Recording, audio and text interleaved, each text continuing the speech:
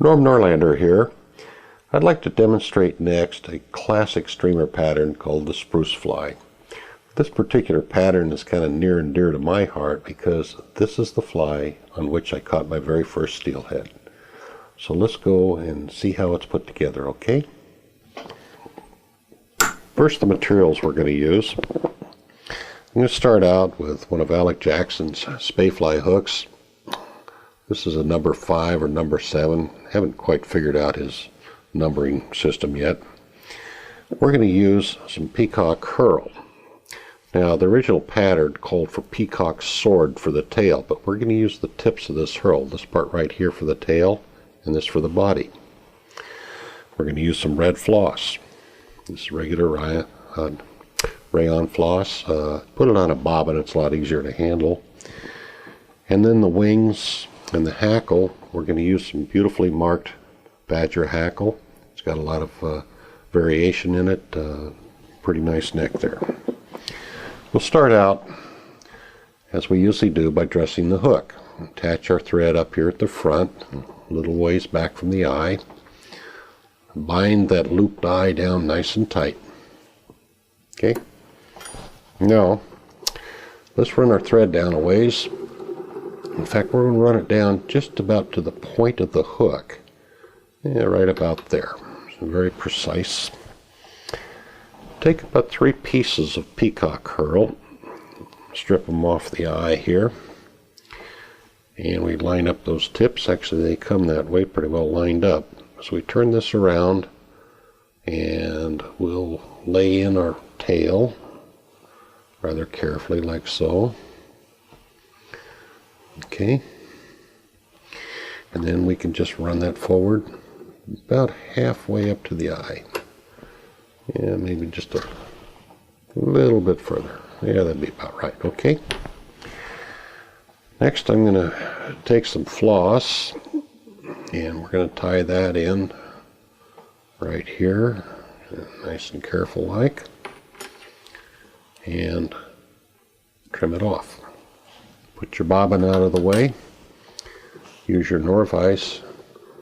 Very easy, smooth, roll in that floss body right down to the tail and come back and forth a couple times and build up a bit of a taper to it. Oops, got a little lump there.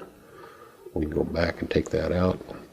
So now we're right up to the part where the herl body is going to take over. So we tie in our floss. Trim it off. Next, we're going to take our herl. Not a bad idea, guys, to throw in a half hitch before we do this next step here. When you're spinning your herl and thread together, it's a good idea to do that every time. You spin up your herl like that and make a chenille out of it. You run it forward, go a little ways, spin it up a little more, go a little bit further forward. That's about right. Now come in and tie that off nice and firm like. Reach down there and clip it off. Now we're ready for the wings. What I've got here is a matched pair of badger hackles. And the way I do it is I'll take these and I'll put them face to face. In other words, the concave side is outwards. You line up the tips. You can hold them here so that the wing is going to be right to the end of the tail. Pinch it there. Clip that to length. Knock out the loose ones. And the way I do it is I'll take and pinch these together and tie the 2 wings on at the same time right on top of the hook. Nice and firm like. And they'll splay out just beautifully like so. Perfect. Secure that with a half hitch. Now we've got another badger hackle, a little bit larger than the wings, and we're going to take and prepare that properly, strip it back a little bit, and clip that end off. Tie this on, tie back to where the wings are, and then come back forward with your thread, secure it with a half hitch. I'll pick up my hemostat here, grab hold of the tip of that hackle, And we're going to wind that forward very carefully, about 4 or 5 turns. Okay. Bring your bobbin back. Tie in our hackle. Nice and firm like. And clip that off. A neat trick is turn this upside down, and then you can half hitch against that upturned eye and it won't slip off. Okay, I'm going to tilt these hackles back a bit, and then we're going to wind over them. So I want those back at about a 45-degree angle. Okay, bring your thread forward a little bit. Oops, I got one errant hackle fiber there. That's just not going to do. This is supposed to be a pretty fly. Okay, upside down, and then you can very carefully put a nice, neat little tapered head on it, like so. Notice it's upside down so it doesn't slip off. Clip that off. And there you go, guys. Hi, Norm Norlander here again. I would like to show you what has become my very favorite fly for fishing silver salmon up in Alaska. I call it a bunny clouser. It really works well. It's a very easy fly to tie. A fly typically is tied on about a size number 2 hook. What we're going to use here is a Wright McGill number 2. I've got one. And we set that little beauty in there. It's a nice heavy hook. Thread I'm going to use is called flat wax nylon. It's bright hot pink colored. We're going to start up here at the front, take a few wraps, and trim the thread off. It's pretty strong. You want to use your scissors to cut it rather than try to pop it off. Next I'm going to use some of this stuff. This is, we call it a braid. It's kind of a mylar silver pearlescent material. You can get that down at the artsy craftsy store. Cut a little piece off. And the way I do this, guys, is I'm going to take and just fold it around the hook and tie it on like so. You don't have to be terribly fussy. Spiral to the back of the hook, okay? Now when you cut the tail off, this has become the tail of the fly, don't cut it off like a paintbrush. Cut it off at a very shallow angle, and then you can brush it out. There we go. Use a wire brush like this. You can brush that out. It'll do it for you as soon as it hits the water a couple times. But that's what the finished tail is going to look like. Next I'm going to lay in a little piece of this silver mylar tinsel, and that's going to be our rib, so we'll catch that with a soft loop. And I'm going to cut a little piece off there, and we'll stick that back in our material holder. Now, using the vise, one of the neat things about your Norvise is you can lay on even thread like this, just edge to edge, and use it to form the body of your fly. Okay, all the way up there, and I cut off that little piece of tail. Now, take your rib material. We'll make a winding check here. That's the first wrap, and then about 5 wraps forward. Come up to the front, tie it off like so, and you can trim that.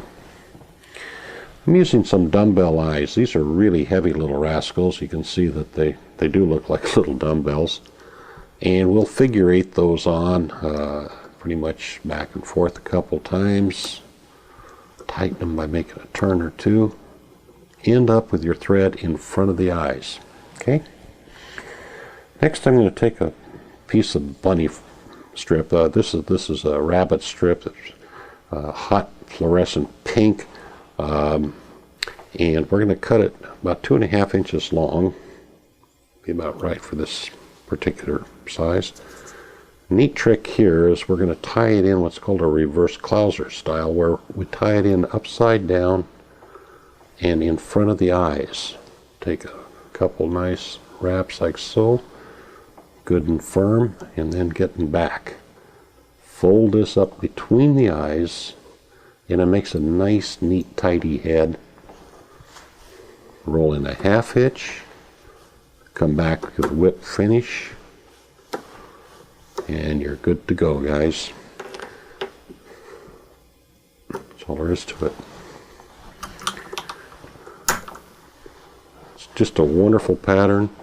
It fishes really well, casts easy, has a little bit of action and color to it, and a lot of flash. Norm Norlander here. I'd like to show you my version of a dry damsel. This would be the adult configuration of these little beauties.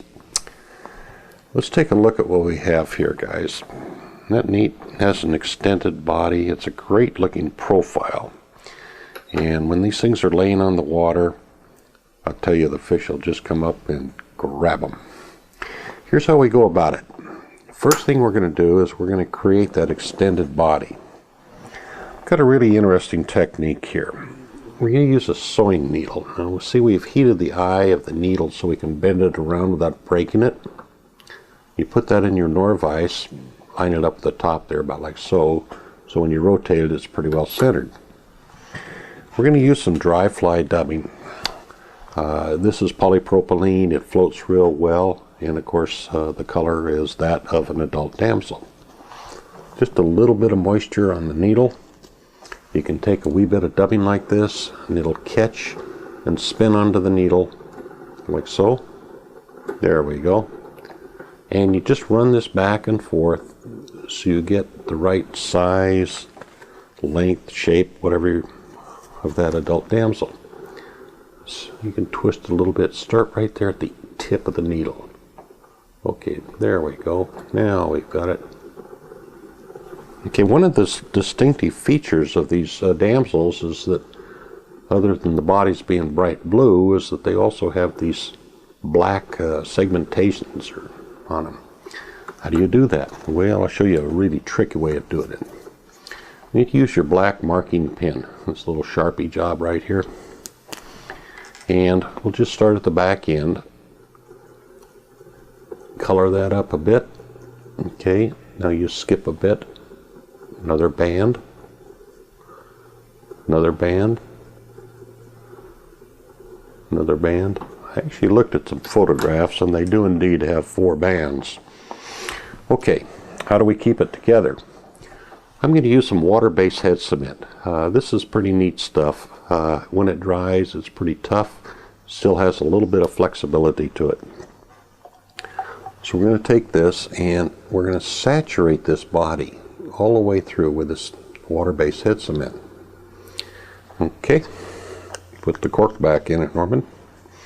Now, pinch this, pull it off of the needle, and there you go, guys. You got what's going to be eventually a really great damselfly body. Okay, we're going to set that down. We need to let it dry for a couple hours. In the meantime, I'll replace my needle with a little light wire scud hook. And normally these things are tied on fairly small hooks, even though it's a pretty good sized bug. I like these little short shanked hooks. Gives the fly a great profile, and with this extended body we don't need a big long streamer hook. I'm using some 8/0 black thread here. Pretty straightforward now. Just run your thread in and out of the gape of the hook and come back a ways. Here's a body like the one we just made, except that this one is dry. See, it looks pretty much the same. So we're going to tie it in here, about like so. Oops. There we go. Nice firm wraps, and come back about like so. Got it? Okay, that's not too complicated, but that's about the right size. Okay, now next I'm going to put a wing on this thing, a down wing as they call it, even though this is a dry fly. For this down wing, we're going to use some Northern Bear. We'll take a little clump. That's what this is right here, guys. Just take a little patch. It's going to be a very sparse wing. We want it to be translucent. That's what this is really good for. So you pull out the under fur like this. We'll come back, trim it to length, catch it with a soft loop, tie that on nice and firm like. There we go. Perfect. Okay. See, it's just about the length of the body. Let's secure that with a 1/2 hitch.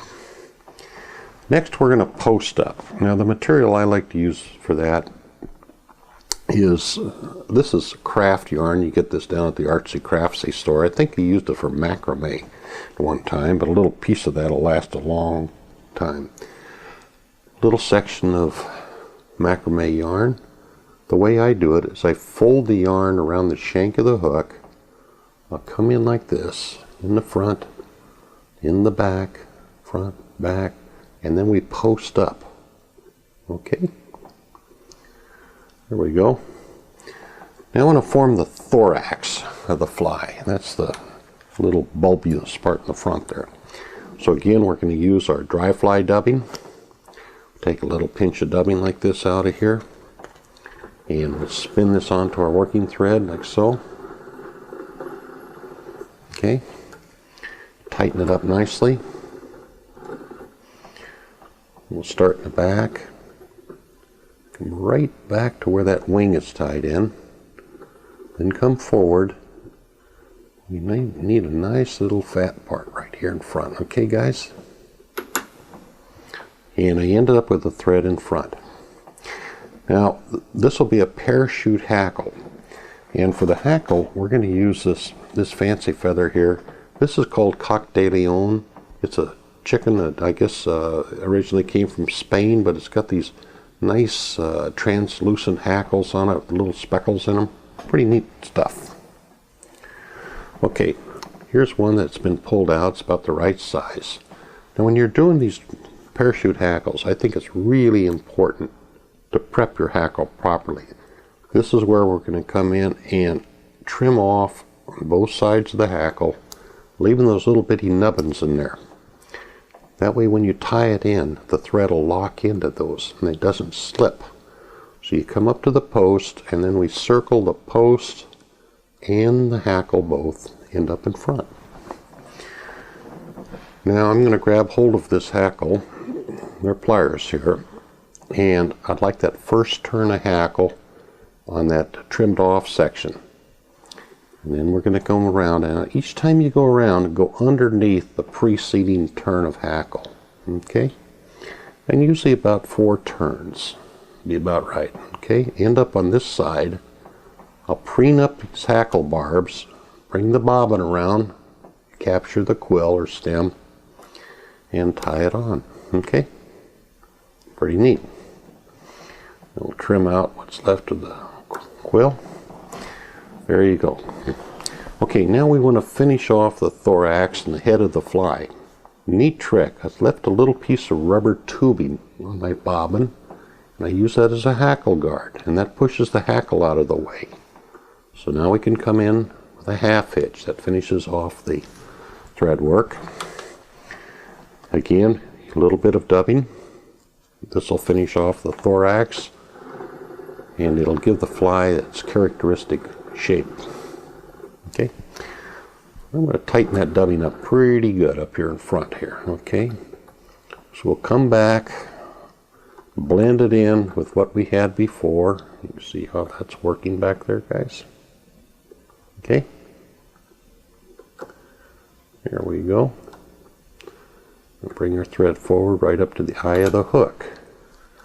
I'll start my head with a 1/2 hitch, come back and finish it with a whip finish, and then when we get through, we slide that little hackle guard back onto our bobbin. That's where we leave it. Okay, nothing much left to do except maybe clip our thread off, twist the post, trim it, and there you go, guys. Hi again, Norm Norlander here. Next, I'd like to show you some ideas for tying the pupa stage of our fall caddis. This is perhaps the most productive fly that we fish with during September, October, and early November for our sea run cutthroats and an occasional steelhead here in the Northwest. The fly itself is really pretty easy to tie. Set this aside, and we're going to put in a fairly good size hook. This is a number 8 It's a curved nymph hook and down eye, and we've got a tungsten bead on the end of it. And the materials we use pretty straightforward. First, the body is going to be composed of two different materials. We're going to use a mixture of colors here. This is called golden stone. It's there's a little bit of sparkle to it. Looks pretty good. And then the front portion of the thing, we're going to use some rabbit fur that has a little antron mixed into it. Again, gives it a little bit of sparkle. And there'll be a collar on this thing right up next to the bead, and that's going to be black rabbit fur. Now, one of the other characteristics that we use on this thing would be the legs and the antenna, and for that we're going to use some pheasant rump, and I like these with the little brown tips in them. This is going to be a wet fly, so you want to prep your feathers, and we'll do this ahead of time. Here's one of these pheasant rump feathers, and what I'm going to do is we're going to strip off the soft stuff down here towards the base of it. Be a wet fly. So what we'll do is we're going to tie it in by the tip, and I'm going to preen back some of these barbs. Now that's about all you're going to have to use there. So what works best is you just clip the front off, and that's where we're going to tie it in. And get your feathers fixed ahead of time. It sure makes it a lot handier. And there'll be some copper wire for use that as a rib. Now let's start out by dressing the hook. I'm using some 6/0 black thread. Start up here at the front of the hook and just pop that off. Bring your bobbin in good and tight. You go all the way to the back like this, okay? And you might come forward just a little bit. I'm going to tie in a piece of copper wire here and use this as our rib. Go forward a bit.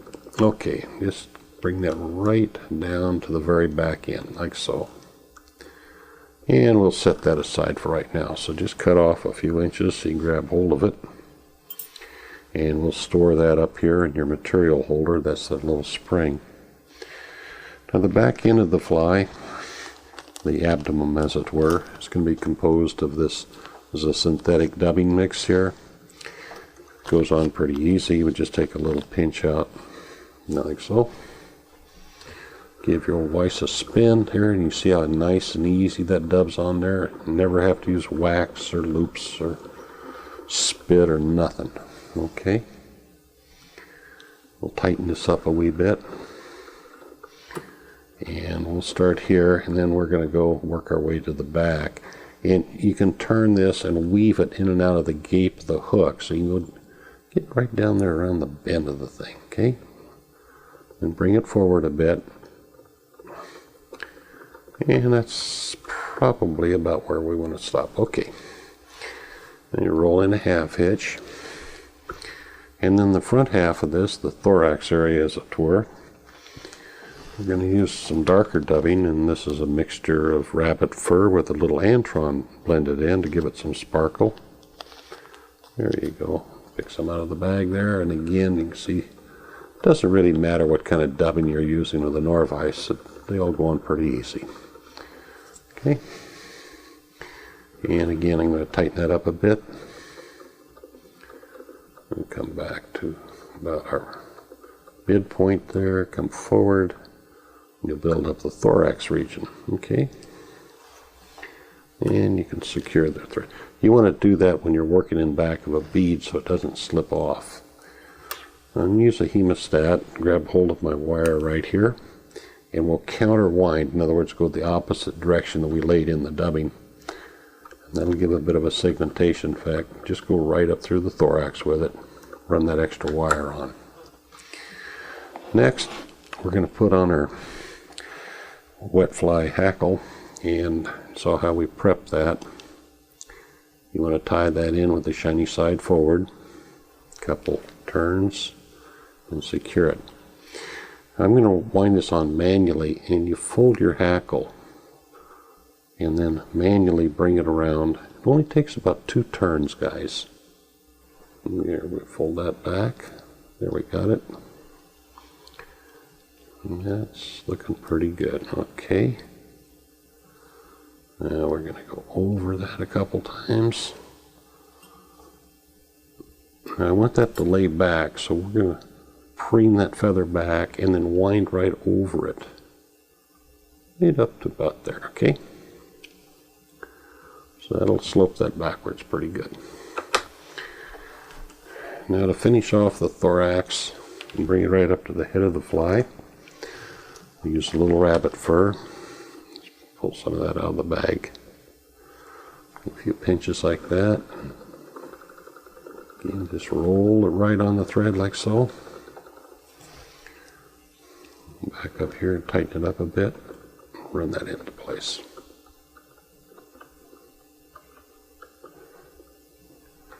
Now this is a fly that you're going to actually fish through what we call the holding water, and you're going to fish this on the swing, much like you would your steelhead flies. I'm sorry, I forgot to finish it off there. Half hitch, whip finish. Now we can cut it off. There you go, guys. Hi, Norm Norlander here. I'd like to pass on some ideas of one of my favorite fisheries, and that's fishing for bluegill. We're going to use some craft foam and create what I'd call a bluegill beetle. These little beauties are really great. Now when you're fishing in the springtime and those bluegills are on the beds, they just can't hardly have anything happen that bugs them more than seeing some little wiggly leg thing like this on top of them. They have a real attitude. Okay, let's take this one out of the vise. I'll show you how we do it. I'm going to use a standard issue dry fly hook. This is about a size 10. You can tie these anywhere from size 8 to 12s. The larger ones are pretty good in that the smaller fish don't seem to get hung up on them. Now the material we're going to use is some craft foam. You can get this down at the Artsy Craftsy store. This is about 2 millimeters thick. And we're going to use some rubber legs. You can get these in a variety of colors and things. By the way, if you tear apart a bungee cord, this is what they're composed of, is these little rubber leg things. First thing is to take a piece of foam. We're going to cut it into a strip about the width of the hook gape, okay? And the thread I'm going to use is some Danville's flat wax nylon. This is a fairly heavy thread, and the idea that it's a fairly large diameter heavy, so it doesn't cut into that foam. The first operation, of course, is to dress the hook. Put your bobbin right against the shank of the hook, go in and out of the gape, come back up to the front, and leave a little bit of room between the eye of the hook and where you stop the thread. Now we'll take a little strip of foam and we're going to cut this to a point here in front, about like that, okay? And we'll tie this in firmly right here at the point. And then I'm going to spiral back. See how I'm making a spiral? Now that'll roll that foam right on top of the hook. See how that cuts in there? It just rolls it right up on top. This is going to add some flotation to it. Now we get as far back as you can, the full length of the shank, and we're going to take several firm wraps, like so, okay? Now I'm going to reach in and put in a couple half hitches at this tie-in point. There's one, there's two. And when we turn this over, you can see how we have a segmented effect right there. Now we're going to counterwind. We're going to go the opposite direction as when we came forward. Okay, so there. See how we can follow the previous wrap like this? And that way you maintain the segmentation on that thing. I'm not sure that a bluegill really is bothered by it that much, but what the heck. We can do it, let's do it. Come all the way forward, and we're going to secure that with a half hitch up here at the front. At this point you can actually slide that around a little bit. Okay, so now we've got it pretty well evened up. Next, we bring this top foam over, come up to the front, secure it with a few nice firm wraps, and then a few not so firm wraps. Okay, and again you can even that up. Now I'm going to trim this about like so, and this will become the head of the fly. you clip off the corners here. It just makes it look a little bit more artsy craftsy. Okay, now at this point you can level everything. That'll kind of slide around the hook. So once you have it pretty well leveled out, we're going to use some super glue and glue it to the hook so it doesn't slide anymore. Right, about like so. Okay. It's pretty neat stuff. Be sure to put the top back on it. Okay. Now the legs. Here's a neat trick for doing legs. First I'm going to even these things up. We'll catch it. About like so, so those tips are evened up. And I'd like to use a leg that's probably about twice the length of the body. So we're going to clip those off. Now those two are same length. We'll take one of our legs and catch it on the thread. You bring it around so that the ends are even, again like this, okay? That way they're just the same. Take the vise, roll it over, do the same thing on the other side. Wrap your leg around there, even up the tips, pull it into position. There we go. Now a few not so terribly firm wraps around there, guys. Okay. There you go. And we'll reach in here with a half hitch. And then we'll come back and whip finish right on top of the half hitch. So that leaves a nice distinctive black band on that yellow body. And you can see how those legs are wiggling already. Drives those bluegill nuts. Okay, even those up just a touch. That looks pretty good. Okay, another little touch of our super glue. Put that right on top here. And that'll keep it together pretty well. Give it a go. I think you'll really like these things, and they're a lot of fun to fish for. Just before you go, I wrote a little book that I would like to give to you. I call it The 7 Habits of Calm and Happy People. It includes exercises for really implementing all that stuff, a lot of resources for reading more about it, and some of my weird drawings too. At these difficult times we all struggle, so I decided to give it to my viewers for free. So go to findcalm.com/book, and I'm confident that you're going to find it valuable.